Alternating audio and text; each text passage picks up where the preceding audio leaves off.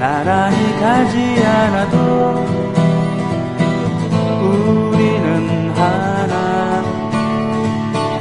세상은 힘들게 해도 우리는 조합원. 우리는 하나.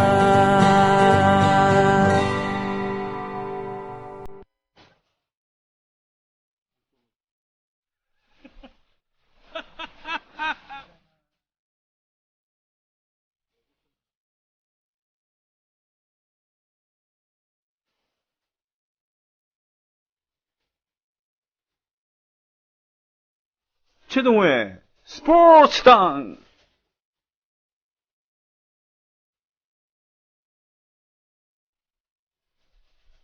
예, 그 시그널이. 임대용 PD가 간만에 좀 기술 좀 불어보려다가 처참한 실패로 끝난, 예고편이었어, 일종의. 예. 최동호 선생과 함께하는 스포츠당. 예. 1960년대 그 엘리트 스포츠, 남과 북의 스포츠 정치사, 외교사, 이런 얘기를 했습니다. 전에 예고하신 대로 오늘은 1964년에 그런 도쿄올림픽과, 아바이 잘가오. 그쵸. 그 64년 도쿄올림픽 얘기를 좀 자세하게 하려고 하는데, 네네. 그때 우리가 성적을 보게 되면은 은메달 2개, 동메달 1개를 따냈거든요. 근데 여기서 이 장창선 선생이 이 레슬링에서 은메달을 따냈어요. 장창선 선생의 얘기를 한번 해볼까 하고요. 그리고 또 저는 이 얘기할 때마다 눈시울이 붉어져가지고 이 신금단, 눈물의 신금단, 이게 우리 민족의 이 아픈 현대사, 그러니까 전쟁으로 인한 비극적인 이 이별, 또 이념이 뭐길래 아버지와 딸까지 이렇게 갈라놓은 그 얘기를 좀 다시 한번 해보려고 하는 거죠. 근데 지난번에 도쿄올림픽 얘기를 잠깐 했었잖아요. 그렇죠. 그런데 도쿄올림픽이 어떤 분위기에서 이게 개최가 됐느냐, 이걸 제가 다시 한번 생각을 해보니까, 저도 뭐 이번 때문에 알게 됐는데 이미 일본은 1940년 올림픽을 개최하기로 개최권을 따냈었어요. 그렇습니다. 그러다가 이제 중일 전쟁이 발발하면서 놓치게 됐는데, 근데 역사가 반복이 되는 건지 이때에 이 1940년 올림픽 개최권을 따냈던 주역이 기시 노부스키였었거든요. 우리가 잘 알고 있죠. 일본의 대표적인 우익이자. 맞아요. 아베 외할아버지인가. 그렇죠. 근데 이 기시 노부스키가 올림픽 1940년 올림픽 개최권을 따내면서 흔히 우리가 뭐 일본이 얘기하는 그 대동아 공영권, 그리고 그 경제 부흥, 이 올림픽은 굉장히 히틀러의 베를린 올림픽처럼 활용하겠다는 계획을 가지고 개최권을 따냈던 거였거든요. 역사가 반복이 되는지 2020년 도쿄올림픽을 지난해에 일본이 따냈잖아요. 그렇습니다. 누가 따냈느냐? 외손자, 지금의 아베 총리. 근데 아베 총리도 또 한마디를 했습니다. 뭐라고 얘기했냐면은 한국에 빼앗긴 이 전자산업의 세계적인 패권을 되찾아오겠다라든지, 일본의 경제 부흥을 다시 일으키겠다든지. 그러니까 이 아베도 뭐 역시 그 외할아버지처럼 올림픽을 통해서 일본 보수 우익에 꾸민 뭐 강한 일본을 보여주고 경제적인 부흥을 이룩하겠다는 뜻으로 일본의 2020년 도쿄올림픽을 다시 한번 유치하겠다 나선 거라고 봐야지 되겠죠. 그렇군요. 뭐 어떤 옆 나라에서 부녀가 돌아가면서 이렇게 하고 있습니다. 거기서 이제 외손자와 외할아버지. 그쵸. 어느 나라라고는 특정 짓지 않겠습니다만. 그렇군요. 1940년, 1944년 올림픽이 두 번 이렇게 개최가 못됐었죠. 세계적인 전란의 그런 시대에. 그래서 1948년에 런던 올림픽부터 다시 12년 만이죠. 그러니까 1936년에 히틀러가 아리안족의 우수성을 대내 과시하고자 했었던 베를린 올림픽. 기록 영화로도 남아 있습니다. 그 기록 영화는 상당히 걸작이라고 되어 있습니다만 레니 무슨 슈펜탈인가 하여튼 그런 여자 감독 그것에 의해서 잘 남았습니다만 히틀러의 야망과는 달리 제시 오웬스가 흑인이 백인들을 누르고 삼관왕에 오르고 뭐 그럼으로써 야망에 그 찬물을 끼얹어졌죠. 그렇죠. 그리고 1964년 도쿄올림픽, 그야말로 1955년인가 6년에 2차 세계대전 이전에 공업 생산력을 회복하고, 네, 그리고는 신칸센까지 개통을 시키고 1962년인가 3년에 바로 64년에 전 세계적으로 일본이 이렇게 성장했다라고 과시했었던 도쿄올림픽 얘기 계속 해주시죠. 네. 네. 이제 그래서 말씀하신 대로 이 전전의 경제 생산량을 회복했다고 선언을 했잖아요. 네네. 그러니까 20년 만에 일본으로서는 이 도쿄올림픽을 통해 가지고 세계 무대에 화려하게 복귀하겠다는 의사를 네. 선포를 하고 네. 세계 무대에 실제로 화려하게 복귀를 한 겁니다. 네네네. 그래서 이 올림픽이 TV로 최초로 중계가 됐던 게 베를린 올림픽이었었거든요. 1936년에. 빠르군요. 예. 예. 근데 그때 뭐 그 독일 일부 지역에서만 이제 볼 수 있었던 거였었고요. 네. 이 태평양을 건너가지고 위성 중계가 처음으로 올림픽을 통해서 중계가 됐던 게 바로 이 도쿄올림픽이었습니다. 대단하군요. 예. 네.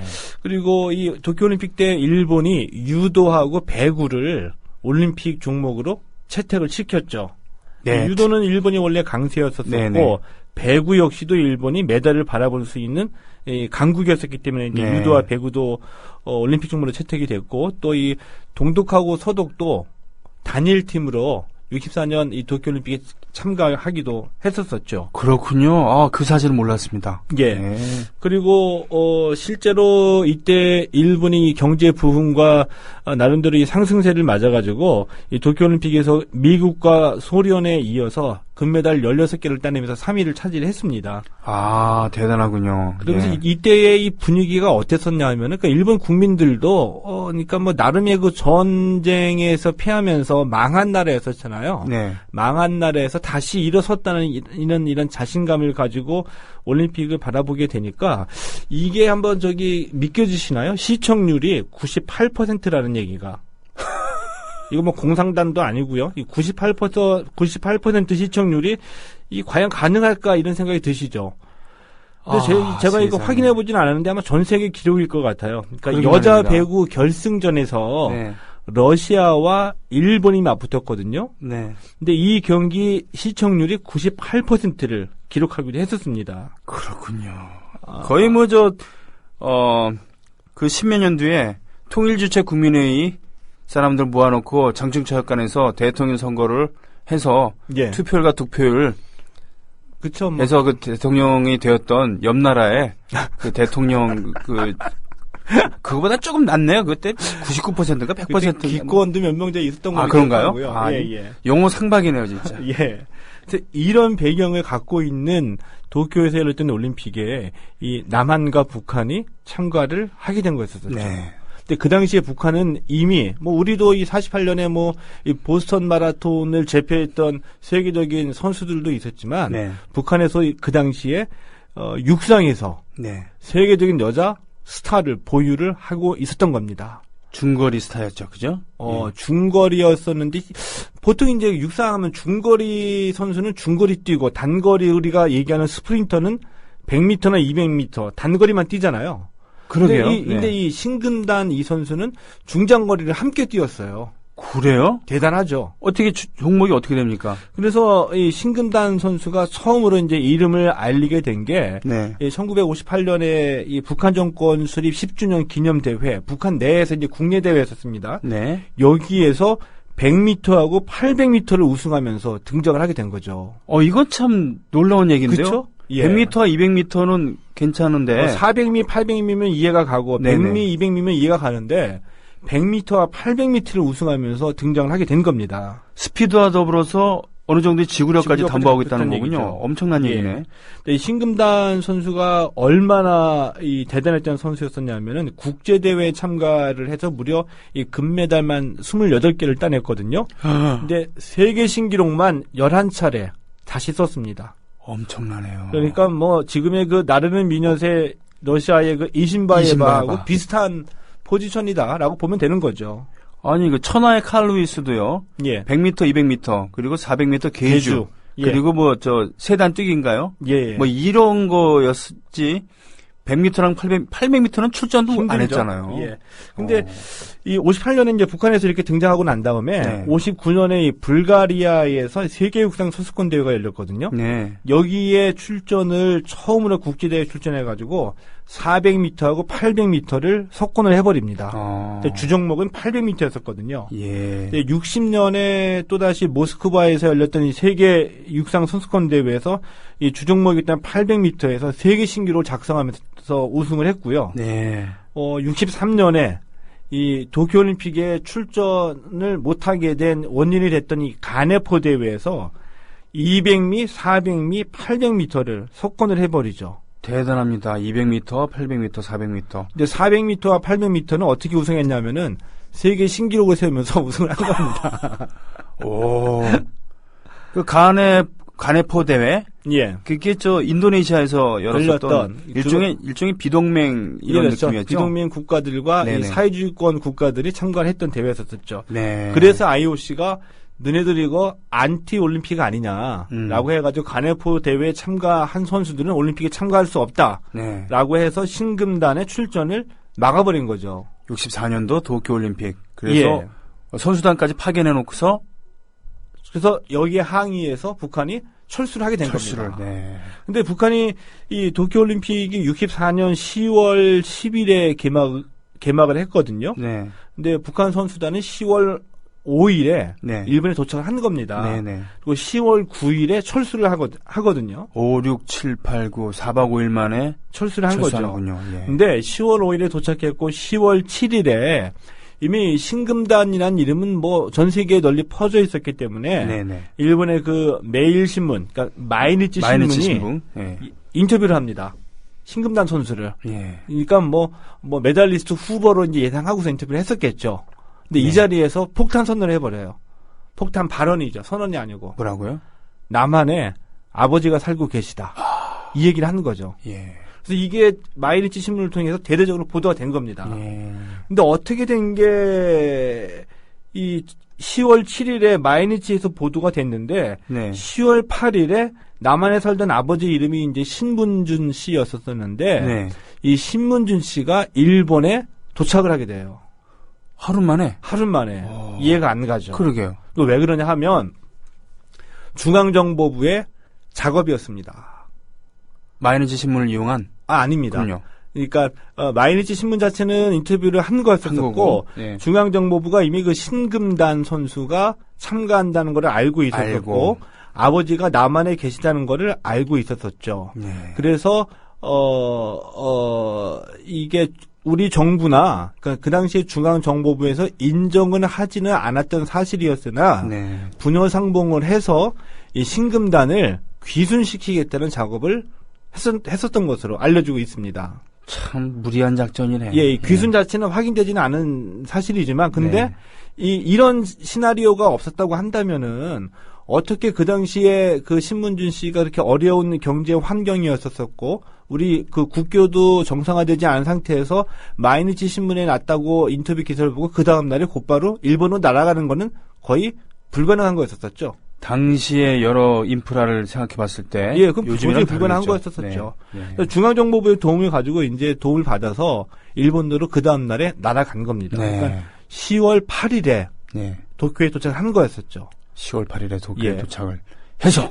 그 다음 날 10월 9일은 북한은 이미 철수를 하겠다고 발표를 해버린 상황이고요. 아이고, 시간이 없어요. 시간이 얼마 안 남았습니다. 네.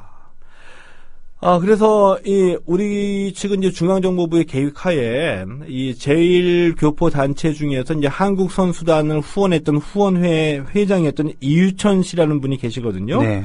이 이유천 씨를 통해서 이제 부녀상봉을 북한 측과 협상을 하도록 지시를 한 거였었죠. 네. 그래가지고 이유천 씨가 남한 측의 대표로 북한 측과 협상을 하는데, 우리 좀 이해가 안 가죠. 이 부녀가, 운동선수 부녀가 만나가지고 네. 국가 기밀을 넘겨주겠습니까? 아니면은 상대방 지도자의 험담을 하겠습니까? 그러게요. 전쟁 끝나고 그냥 만나는데 일본에서는 만나게 해주면 되는 건데, 네. 협상이 타결 안 되는 거죠. 왜 안 되느냐? 어디서 만날까? 이거 두고서. 왜 어디서 만날까가 중요하냐 하면은 서로가 서로를 믿지 못했기 때문입니다. 네. 왜냐하면 우리는 이 올림픽 조직위원회에서 만나자라고 주장을 했었었고요. 네. 일본, 그 북한 쪽은 이 조총련계 영향력에 있는 도쿄에 있는 조선회관에서 만나자고 했었거든요. 네. 그러니까 이제 서로 상대방의 영향력이 들어가게 되면 어떻게 될지 모른다. 네. 납치나 뭐 귀순이나 이런 게 될 수도 있기 때문에 서로 믿지 못하고 자기 영향력 있는 장소에서 만나자고 주장을 했기 때문에 협상이 타결이 안 된 거였었죠. 네. 그러다가 이제 이 10월 9일에 이 신금단 선수를 올림픽 출전 금지를 시키니까 여기에 반발한 북한이 선수단 철수, 보이콧을 선언을 해버리고 10월 9일에 이제 동경에서 도쿄에서 출발하려고 합니다. 네. 어디를 가서 북한으로 돌아가냐면 우리가 잘 알고 있죠. 이 만경봉호가 드나들었던 니카타. 예. 니카타까지는 도쿄에 있는 그 우에노역에서 철도를 타고 기차를 타고 가게 됩니다. 근데 북한 선수들은 이 5시 50분에 우에노역에서 니카타행 기차를 타기로 돼 있었었죠. 우에노역은 도쿄의 그 위쪽에 있는 우에노가 이제 상야거든요. 야. 예. 그래서 윗상자를 쓰는데 그걸 우에라고 읽는 거 이것도 역시 한반도의 영향이다. 그런 이런 얘기 있습니다. 위할 때 비슷한 얘기죠. 우에노. 네. 거기서 이제 북쪽으로 가는 기차들은 많이 가요. 니카타가 아무래도 저 북쪽에 있으니까. 그래서 열차 시간이 5시 50분이었었거든요. 근데 끝까지 협상을 하다가 극적으로 1시간 전에 4시 50분에 만나게 해주자라고 합의가 된 겁니다. 네네. 그래서 기차를 타려고 준비하고 있던 신금단 선수에게 연락이 급하게 간 거죠. 네. 조선회관에서 만나기로 돼 있는데 급하게 갑니다. 이때 이제 아버지 신문준 씨의 나이가 49살이었고 신금단 선수가 28살이었거든요. 근데 이 한국 전쟁 때에 그 아버지인 신문준 씨가 아내하고 자식들을 두고서 어떤 사연인지 혼자만 내려오게 된 거였었습니다. 그렇군요. 조선회관에 들어가가지고 신금단 그리고 신문준 부녀가 상봉을 하게 된 거였었죠. 근데 이게 뭐 아예 만나가지고 같이 살게 됐다 뭐 이런 것도 아니고 잠깐 만나게 됐다라고 하는데 그 짧은 시간에 만나가지고 무슨 말을 할 수가 있었겠습니까? 1박 2일도 아니고 말이죠. 서로 이제 멍하니 바라보고 있다가 이 신금단 선수가 먼저 말을 꺼내죠. 어머니하고 동생들은 잘 살고 있습니다. 아버지. 근데 그 말 듣고 이 아버지가 또 그래 뭐 나도 잘 살고 있다. 지금 잘 사는지 모르겠지만 일단 서로 이게 내 걱정하지 말라 뭐 이런 뜻이겠죠. 이 한마디 해놓고 두 부녀가 아무 말도 못합니다. 그냥 손 붙잡고 그냥 눈물만 흘리고 있을 뿐이었었죠. 말 잘못했다가는 어떤 봉변을 당할지 모르니까요. 뭐 그런 것도 있고 어떤 말을 할까요? 이게 전쟁 끝나고 14년 만에 만난 거였었거든요. 특히 근데 아버지 같은 입장에서는 면목이 없죠. 어린 딸을 두고서 내려왔으니까 참 뭐라고 죄책감 때문에 뭐라고 얘기할지 모를 것 같았었는데 근데 주어진 시간이 단 7분이었었습니다. 7분이 지나가고 난 뒤에 드디어 이 북한 쪽의 그 조총련계 청년들이 신군단 선수의 양팔을 끼고서 끌고 나오죠. 가자고. 근데 끌려나가면서 신근담 선수가 절규하듯이 한마디를 했습니다. 이게 아바이 잘 가오 라고 얘기를 했는데 이 아바이 잘 가오 한마디로 이제 우리 국민들은 다 그 눈물바다를 이루게 된 거였었죠. 아바이 잘 가오. 아바이 잘 가오. 참. 그랬는데 이 아바이 잘 가오라는 이 뜻을 뭐 미국 사람이 알겠습니까? 뭐 일본 사람이 알겠습니까? 우리나라 사람 아니면 모르는 거 아닙니까? 이 얼마나 한 맺힌 건지? 그래가지고 이제 그 당시의 시대적인 상황이 아주 그 놀라운 일이 국내에서 벌어졌죠. 왜냐하면 전국의 눈물바다를 잃었고 이 통일과 이산 가족에 대해서 이제 공개적으로 얘기할 수 있는 자리가 이제 만들어지기 시작했었거든요. 근데 이게 왜 중요하냐 하면은 그 전까지는 이 통일이란 말을 꺼내기도 힘들었던 사회였었어요. 우리 사회가. 심지어는 평화 통일을 주장하다가 사형당한 유력 정치인도 있었잖아요. 근데 왜냐하면은 그 당시까지만 하더라도 이 독재 정권에서 이 통일이 의미하는 바는 전쟁을 해서 북한을 이기고 백두산에 태극기를 꽂아야만 된다. 이거 했었거든요. 그렇습니다. 근데 평화적으로 우리가 교류를 하고 평화적으로 민간의 어떤 교류를 통해서 화해하고 평화 통일을 이룬다는 것이 북한 측에 그 동조하거나 네. 그러니까 종북이거나 빨갱이들이 하는 얘기라고 있었었죠. 그래서 통일이란 말을 꺼내기도 힘들었었는데 심근단 사건이 있게 되면서 이산가족과 평화 통일에 대해서 얘기를 할 수 있게 된 거였었죠. 그렇군요. 이게 바로 독일과 다른 점입니다. 독일은 서로 싸워서 분단된 게 아니라 동서양 진영에 의해서 강제로 분단이 된 것이죠. 통일된 독일의 힘은 막강하기 때문에 갈라놓아야 된다. 이런 것이었기 때문에 이념에 의한 분단이 되기도 했습니다만 타의에 의한 분단이었거든요. 그러니까 서로 원수질 일은 없었던 겁니다. 근데 우리는 그게 아니었잖아요. 그게 아니었죠. 예. 그래서 나름의 시도가 있었습니다. 예, 어떤? 나중에 국회의장까지 했었었죠. 그 당시에 그 국회의원이었던 이만섭 의원. 아, 예. 그렇죠? 그 당시 국회의원이었습니까? 아니, 그때 기자 아니었나요? 기자 이만섭? 동아일보에 있다가 나와서 의원을 할 당시였습니다. 아, 그렇습니까? 예, 예. 이만섭 의원이 발의를 해가지고 주도를 해서 네. 박준규 이 양반도 나중에 국회의원을 했었었죠. 박준규라면은 예. 우리 50 시작되면서 창당작업에 깊숙이 관여했던 그렇죠. 여권 인사입니다. 네. 이 박준규, 김대중, 김영삼 네네. 국회의원 여기다가 우리가 이 박순천 여사로 많이 알고 있는 박순천 의원이 이제 주도를 해가지고 네. 이 남북 가족면에서 설치에 관한 결의안이 우리 분단 이후 전쟁 이후에 처음으로 남북 관계에 있어서 인도적인 차원에서 뭔가 해보자는 첫 번째 노력이 이루어진 거였었죠. 그 여야를 아우르는 거네요. 그때 여야를 아울렀죠. 근데 그렇습니다. 무산됐습니다. 아, 역시. 독재 정권 입장에서 봤을 때는 남북의 긴장 관계를 극도로 조정을 해야지 강력한 통치력이 필요하다. 이런 얘기가 먹히기 때문에 정권 차원에서 정권의 안보를 위해서 그 남북 간의 어떤 그 화해와 평화를 누른 거죠. 더군다나 그때만 해도 남북의 국력 차이가 꽤 있었습니다. 그랬죠. 그래서 이 도쿄올림픽 때 60년대 가가지고 이 도쿄올림픽뿐만이 아니라 일본에서 열렸던 국기대회에 참석했을 때에 네. 우연찮게 이제 우리 선수들이나 북한 선수들이나 이 관계자들이 한국 식당을 교포들이 하는데 찾아가게 되잖아요. 네. 거기서 만나게 되면 예를 들어 가지고 북한 관계자들이 이 남한 쪽 인사들을 비난할 때 뭐 제국주의자들의 뭐 미제의 앞세비라는 얘기도 많이 우리가 듣고 있었지만 그 당시까지만 하더라도 어떤 얘기가 나왔었냐면은 이 헐벗고 굶주린 것들이 같이 볼 수 없다. 나가라 식당에서 돈도 없는데 여기 왜 왔냐? 북한 쪽에서 이렇게 뭐 우리 쪽 인사들에게 시비를 걸고 그랬다 그래요. 사실은 해방이 되었을 때 거의 모든 공업 생산력과 그리고 전력은 북한에 다 있었어요. 지하 자원도 풍부하고 남은 그냥 농업이었죠.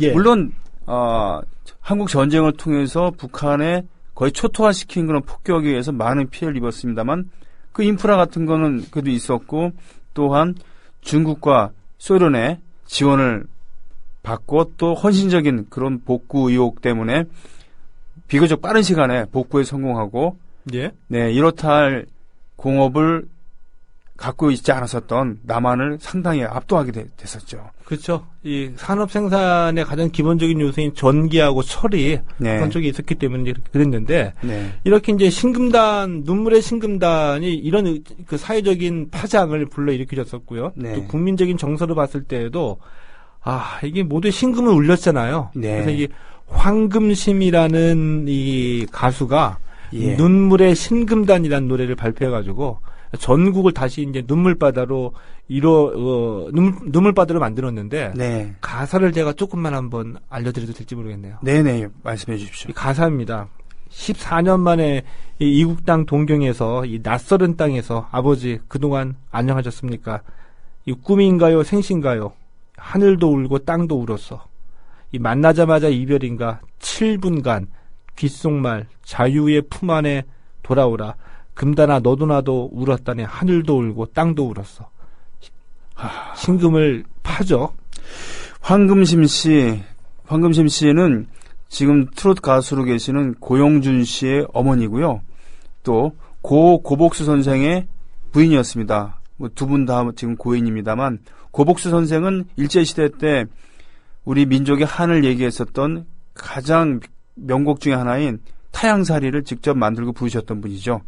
그리고 스승과 제자 비슷한 사이에서 나중에 가정을 이뤘기 때문에 한평생 고복수 선생을 남편이나 그렇게 부르지 않고 선생님이라 부르면서 그랬습니까? 예, 그랬던 분입니다. 그래서 대단히 청초한 미모를 갖고 있었고 이분의 노래 중에 가장 유명한 노래라고 한다면은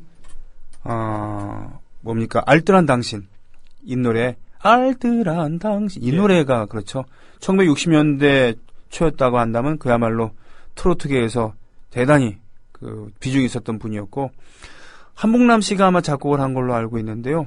예. 2절 가사 보니까 감시의 눈초리, 천륜의 그 하소, 말도 못하고 만나자 이별인가, 7분간 귓속말, 자유의 품 안에 돌아오라 금단아. 이 체제 선전적인, 체제 수호적인 이런 가사를 기어코 넣어야만 되는 그 당시에 그런 그것도 그 시대의 시대상이라고 볼 수가 있죠. 예, 귓속말로 자유의 품 안에 돌아오라 들어가 있는 거 보면은 눈물의 신금단이었습니다. 네, 그렇게 해서 고 황금심 선생이 불러준 노래.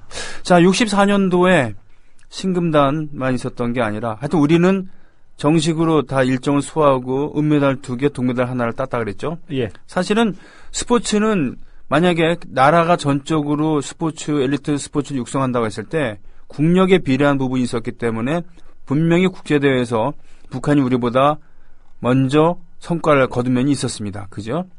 그랬죠. 올림픽 첫 금메달도 북한이 먼저. 예, 뗐고, 신금단 선수가 있었었고, 또 빙상에서 한필화라고 하는.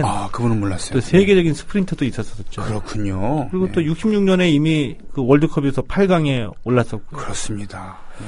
근데 도쿄올림픽만 보더라도 우리가 은메달 2개에 동메달 하나라고 해가지고 굳이 그 순위를 따지면 한 20위권대의 성적 기록했거든요. 국력에 비하면 상당히 잘하는 거였고요. 그러면 일제시대 때부터 보게 되면 저는 우리 민족은 스포츠를 굉장히 잘하는 민족이었다라고 이렇게 생각을 합니다. 그리고 자부심을 가져도 될 것 같다는 생각이 드는데 이 은메달의 주인공이 이제 그 장창선 선생이었습니다. 레슬링에서. 체급과 종목이 어떻게 되죠? 플라이급이었었는데. 그래요? 키가 158cm였어요. 크네요. 예, 그래도 뭐 플라이급 정도라고 딱 보게 되죠. 예, 근데 예를 들면은, 권투 선수라 그러면, 158의 플라이급이다 그러면 그렇겠다 하는데, 레슬링을 하려면 그래도 좀 근육이 있고 막 그래야 되는데. 근데, 근육이 당연히 있죠. 있는데, 우리가 보게 되면은, 땅딸만한데, 단단하게 느껴지는 그런 느낌이 있잖아요. 그 레슬링은 그레코로마형과 자유형이 있잖아요. 그렇죠. 그죠? 예. 근데 그레코로마형은 상체만 쓰는 할 수 있고 자유형은 공격을 상하체 전부 다 할 수 있는 건데 왜 이 장창선 선생이 대단하냐면은 도쿄올림픽에서 은메달을 따냈고 2년 뒤에 66년에 우리나라 스포츠 사상 최초로 세계 선수권 대회에서 금메달을 따내게 됩니다. 그렇습니까? 예. 대단하시군요. 그래서 이제 후에 지도자 생활도 하셨고요. 그 다음에 이 삼성생명 레슬링단을 이끌면서, 많은 역할을 하시게 됐었어요. 그렇다면 그 80년대에 그런 빛나는 성과를 거두었던 삼성생명 그 레슬링단을 그분이 그러면은 조련하신 겁니까? 태릉 선수촌의 촌장도 역임을 하셨었어요. 그렇군요. 근데 이 당시에 그 스타들, 대부분의 그 삶의 스토리가 그렇듯이 이분도 어렸을 때는 불운했죠. 불우했죠. 대부분 다 그 당시에 우리나라에 다 먹고 살기 힘들던 때였으니까. 그렇죠. 일부 빼놓고는 잘 먹고 잘 사는 사람이 누가 있었겠습니까? 근데 이분은 인천 출신인데요. 9살 때 그 아버지가 다른 여인을 만나셔가지고 재산을 모두 정리해가지고 다른 여인과 딴 살림을 차리게 됩니다. 재산까지 모두 정리하고? 그리고 전혀 이 본처와 자식들을 돌보지 않게 되죠. 심하네. 그런데 이 장창선 선생의 어머님이 굉장히 강인하셨던 분인 것 같아요. 인천에 지금도 유명하죠. 그 신포시장. 지금 닭강정으로 유명하고 그리고 쫄면의 발상지가 겁니다. 그래요? 쫄면? 어떻게 된 거냐면 확실히 먹을 거는 모르는 게 없네요. 우리 어느 날 그거 실패한 면을 보니까 너무 쫄깃쫄깃해져갖고 도저히 팔아먹을 수가 없는 거예요. 예. 연을 공급해야 되는데 예. 그래서 무료로 그냥 예. 아유 오늘은 이렇게 됐습니다. 미안합니다. 그러면서 무료로 이게 줘봤는데 예. 어느 집에서 그래? 이걸 한번 만들어 보지. 그래갖고는 매콤하게 갖고 무쳐내봤더니 반응이 좋은 거예요. 야, 거기서 이제 쫄면이 시작되었다라고. 중고등학교 때 진짜 많이 먹었는데 쫄면. 예? 아무튼요. 네. 심포. 네. 이 심포 시장에서 네. 그 인천 출신인데 어머님이 자식들을 혼자서 키워야 되니까 네. 심포 시장에서 그 새우젓 하고 예. 콩나물 예. 이런 거를 파시면서 아이들을 키우셨던 거죠. 네. 그러니까 이 장창선 선생도 아주 어렸을 때부터 새벽에는 그 신문 돌리고 네. 또 여름에는 옛날 지금은 이런 말 안 쓰겠지만은 옛날에 그 아이스 깨끼란 말이 있었거든요. 아이스 깨끼. 예, 아시죠? 네. 그 아이스 깨끼라고 지금이 그 뭐라고 할까 바밤바 같이 길다란 하드라고 이게 네, 근데 네, 그런 네. 것들을 여름에 얼음통에다가 넣고서 팔고 그렇죠. 다니잖아요. 네, 맞아. 예, 예. 근데 이분들이 여름에는 아이스 깨끼를 팔고 겨울철에는 찹쌀떡, 메밀무 가지고 그걸 팔잖아요. 네, 네. 이 장찬선 선생이 어렸을 때부터 돈을 벌겠다고 네. 이런 일들을 하시면서 힘들게 사셨던 겁니다. 네. 근데 동산중학교 있죠. 인천에 동산동 있죠. 야구로 유명한. 예, 동산고. 동산중학교를 다니다가 네. 우연한 기회에 레슬링에 입문을 하게 됩니다. 근데 어머님이 반대하셨대요, 맨 처음에. 왜냐하면은 아니 미안하다 아들아, 그 넉넉하지 못해서 제대로 먹이지도 못하는데 제대로 먹지도 못하는데 무슨 운동을 하느냐라는 이유로 어머님이 반대를 하셨습니다. 맞아요. 그럴 수 있겠네. 예. 그래서 레슬링 이제 코치까지 와가지고 코치 선생님이 설득하셔가지고 간신히 승낙을 받아냈는데 네네. 승낙을 받아내고 레슬링 운동을 하게 된 그날서부터 어머님은 새벽 일찍 시장에 나가시잖아요. 네. 새벽에 눈 떠보면 어머님 안 계시고 머리맡에 계란 하나씩. 아이고. 그래서 이제 그 계란을 보면서 장찬선 선생이 그 어린 나이에도 내가 반드시 성공해가지고 저 계란을 황금알로 만들어가지고 어머니한테 보답을 하겠다. 눈물 나네요. 그쵸? 계란이 지금의 계란이라고 생각하시면 안 되죠. 그죠? 옛날에는 참 계란도 이 계란에 얽힌 사연을 나중에 또 말씀드리게 되는데 네. 김기수라는 세계 챔피언 네네. 아들이 그렇게 최초에. 계란 네. 먹겠다고 했는데 아들을 못 먹게 하고 자신이 먹었습니다. 네. 계란이 귀했기 때문에. 그렇죠. 그런데 나중에 말씀드리게 되고요. 이렇게 되는데 이제 운동을 잘해가지고 서울에 그 인천고등학교라고 있죠. 네, 대구 있습니다. 명문이죠, 인천고등학교. 예. 인천고등학교로 스카우트 돼가지고 레슬링 선수로 주목을 받게 된 겁니다. 그래가지고 1962년에 이 자카르타에서 아시안 게임이 열렸었잖아요. 예.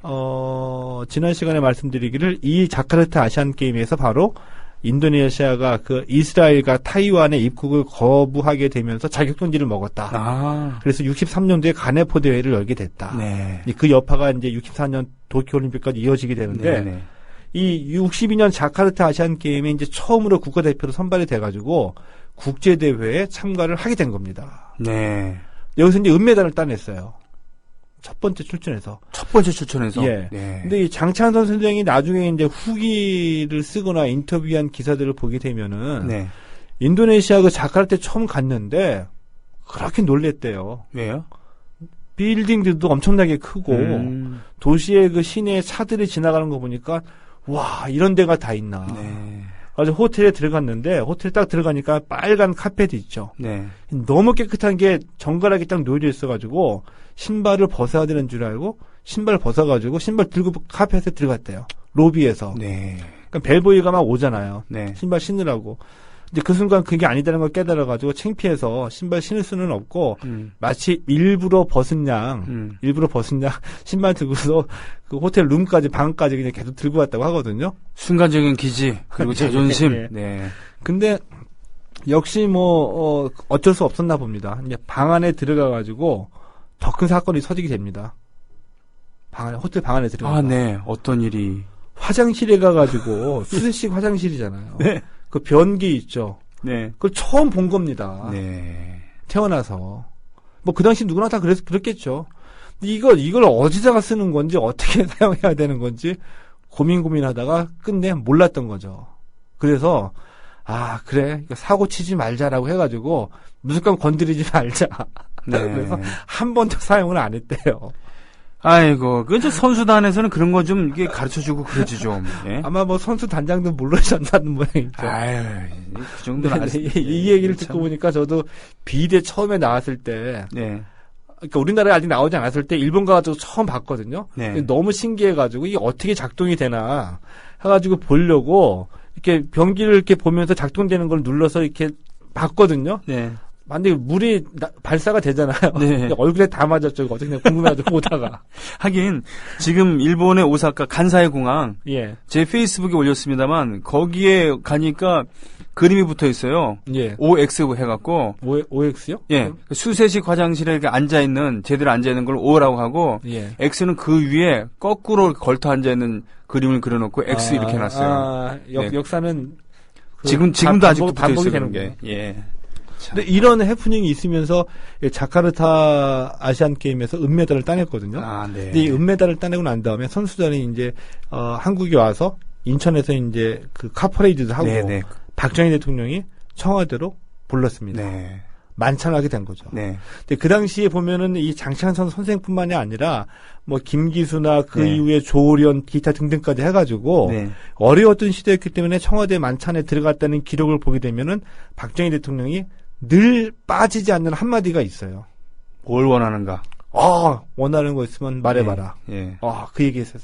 근데 뭐라고 대답했을 것 같습니까?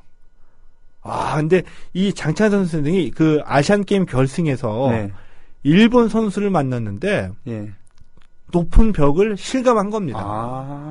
그러니까 도저히 어쩔 수 없는. 우리는 그냥 우리 국내에서 선생님한테 배운 건데 일본은 도쿄올림픽을 앞두고서 이 레슬링 강국의 코치들도 데리고 와서 그 기술을 배우고 하니까 장찬선 선생의 말을 들어보면 이게 무슨 기술인지도 모르고 당했다는 겁니다. 그래서 넘어지면서 당하는구나. 어떻게 해보겠다는 생각을 못하고. 그러니까 이게 이렇게 수준의 차이가 나는구나 뼈저리게 느낀 거죠. 그래서 청와대에서 박정희 대통령이 원하는 거 얘기해봐라 들어줄게라고 했을 때 그 당시 말로 뭐 각하라고 했겠죠. 각하였겠죠. 각하. 이 도쿄올림픽에서 메달을 따내려고 하면 기술을 배워야 됩니다. 일본에 가서 전지훈련 한 달만 시켜주십시오. 야, 뭐 집 사주세요. 뭐 이런 거 아니고. 돈은 따로 받았다고 합니다. 100만 원 그 당시 돈으로. 100만 원? 그 당시 엄청나네요. 돈으로. 엄청나죠. 그 돈으로 이제 택시를 사가지고 운수 사업을 하셨다고 그래요. 그랬는데 그 말을 듣고 이제 그 박정희 대통령이 감동 먹었겠네. 좀 옆에 있던 그 민관식 대한체육회장한테 임자 좀 알아봐. 님자. 알아봐. 님자가 알아보게. 뭐 이런 게? 뭐 일사천리였겠죠. 대통령이 한마디 했으니까. 그래서 이제 일본에 가가지고 일본의 그 국가대표 상비군이 훈련하던 메이지 대학교 훈련 캠프에서 한 달을 훈련하게 됩니다. 그렇군요. 근데 일본의 그 수준이, 그러니까 일본은 그 당시에 수준이 높을 수밖에 없었어요. 왜냐면 우리가 88 올림픽을 앞두고서 국군을 걸고 올림픽을 준비하듯이 그렇군요. 일본도 64년 올림픽을 앞두고서 국군을 걸고 준비했으니까. 근데 일본이 그 당시에 그 체급별로 20명을 뽑아가지고 훈련을 하면서 매주에 평가전을 치러서 1등한 사람을 국제대회에 내보내고 했다고 하는데 장창선 선생의 말을 들어보니까 자기가 아시안게임에서 은메달리스트인데 그 자기까지 포함해서 21명이 경기를 했는데 첫 번째 평가전에서 19위를 했다고 그래요. 엄청난 선수층이 두껍다는 얘기였군요. 두껍다는 얘기죠. 한 달이 지나고 난 다음에 15위를 해서 전화를 했다고 합니다. 청와대에 무작정 2달만 더 있게 해주십시오. 4위밖에 안 올라갔습니다. 결국 그 2달을 더 있어가지고 석 달을 해서 4위까지 올라갔다고 합니다. 그리고 난 다음에 본인 스스로도 내 실력이 늘었다는 걸 느껴서 도쿄올림픽에 출전해가지고 결승전에서 결국에 만났습니다. 결승전에서 누구를? 요시다라고 그 메이지 대학에서 같이 훈련했던 선수. 그런데 장창선 선생이 1회전, 2회전 그 예선을 통과하는 사이에 손가락이 부러지는 부상을 당했습니다. 손가락이 부러지면은 출전을 포기해야죠. 그러나 그 시대에는 금메달이 뭐 우리가 얘기하는 국위선양이기도 했겠지만 심포 시장에서 고생하시는 어머님 또 제일교포들의 뜨거운 응원. 그래서 이 한 번 부서져서라는 각오로 나갔던 거였었죠. 아쉽게 1대0으로 패했습니다. 박빙의 차이로 졌군요. 서로가 서로 너무 잘 알았군요. 그러니까 점수차가 그렇게 안 나오지. 그죠? 약간의 그 불리함으로 초반에 한 점을 먼저 내줬대요. 네. 그래서 중반 이후로 몰아쳤는데 일본 요시다 선수는 이 수비에만 치중해가지고 결국에 1대0으로 장찬선 선수가 패한 거였어요. 그렇군요. 예. 지금 시간이 51분인데 2분 남았군요. 네. 이거 참 공감을 많이 하는 이 통근열차 코드가 하나 있는데, 예. 통근열차에서 시간이 될지 모르겠습니다. 한번 말씀해 보십시오. 이분의 그 결혼과 관계된 유명한 얘기가 있거든요. 네. 그러니까 체육관은 서울에 있었습니다. 집은 인천이고, 네. 이 통근열차를 타고 다니다가 어느 날 한 여인을 보게 된 거였었죠. 통근열차. 예. 근데 그 연애도 한번 못 해봤기 때문에 그 혼자서 끙끙 앓다가 이런 경우에 흔하게 친구한테 상담을 하잖아요. 네, 그렇죠. 이 친구가 같이 이제 우리말로 하면 동그라미 친구. 예. 그래서 걱정하지 말아라. 예. 내가 알아볼게. 그래서 드디어 알아낸 겁니다. 어디 살고 이름은 뭐고 해가지고 농림부에서 일했던 공무원이었대요. 여자가? 예. 그래서 그 친구가 오늘 갑자기 장찬선 선생한테 따라와 하고서는 농림부로 무조건 들어간 겁니다. 장찬선 선생의 고한 친구가. 네. 둘이서 같이. 네. 그래서 그중에 가장 큰 상사로 보이는 사람한테 가가지고 네. 여자 때문에 금메달을 따낼 수가 없습니다라고 고백을 한 거죠. 근데 처음에는 그 상사 되시는 분이 호통을 치시다가 기다려봐 해서 그 여인을 불러갖고 왔는데 네. 그 여인은 그냥 도망을 쳤죠. 그렇죠. 예, 도망을 쳐서 이제 그 체육관 전화번호를 알려주고 난 다음에 잘 부탁드린다고 상사한테 신신당부하고 온 겁니다. 근데 일주일 뒤에 연락이 왔다고 합니다. 그 여인분이. 우리 언니가 체육관 옆에서 미용실 하고 있으니까 미용실에서 보자. 그래서 미용실에 나갔는데 바카스 한 박스를 갖고 왔대요. 바카스. 여자분이. 한 상자. 예. 금메달 따고 열심히 운동하고 선수들과 같이 나눠 먹으라. 그러면서 이제 2년 동안 계속 교제를 해가지고 결국엔 결혼을 한 거였었죠. 이분은 정말 대단한 의지의 소유자군요. 그쵸? 장창선 선생은. 예. 그래서 이 얘기를 인터뷰를 통해서 많이 나가게 되니까 이 동아제약에서 그 얘기 듣자마자 한 달에 한 박스씩 바카스를 계속 후원을 해줬는데 그 바카스 후원이 20년 넘게 지금은 되는지 모르겠는데 20년 넘게 바카스 후원을 받고 계셨다고 한 달에 합니다. 한 달에 한 박스면 좀 야하다. 예? 근데 만났던 장소가 그 통근열차라고 하는데 지금도 있는지 모르겠는데 아마 그게 나중에 전철화가 된 거겠죠. 그 당시에는 예. 증기기관차나 디젤기관차였을 텐데 아마 이 수도권에서 사시는 분들 통근열차, 통환열차 타셨던 분들은 아마 이런 경우 다 있으실 거예요 아마. 자, 이런 흐뭇한 에피소드를 마무리를 해주셨습니다. 다음 주는 어떤 얘기 해주시겠습니까? 다음 주에는 드디어 도쿄올림픽 끝나고 난 다음에 우리나라 프로보싱에서 최초로 세계 챔피언이 등장하게 됩니다. 김기수 선생. 예. 네네. 김기수 선생의 얘기를 해보겠습니다. 알겠습니다. 최동호 선생과 함께한 스포츠당 오늘 마치겠습니다. 자, 애국 시민 여러분, 해동포 여러분, 그리고 동네 주민 여러분, 오늘 그래도 1시간 동안에 두 분이 이렇게 오셨어요. 예, 그분을 소개하는 시간 마지막으로 갔습니다. 경기 수원시 8달구의 민치님, 그리고 수원시 장안구의 멋쟁이님, 출자금 완납하셔야지 정식 조합원 되신다는 거 명심해 주시고요. 두 분 고맙습니다. 고맙습니다. 내일 뵙겠습니다.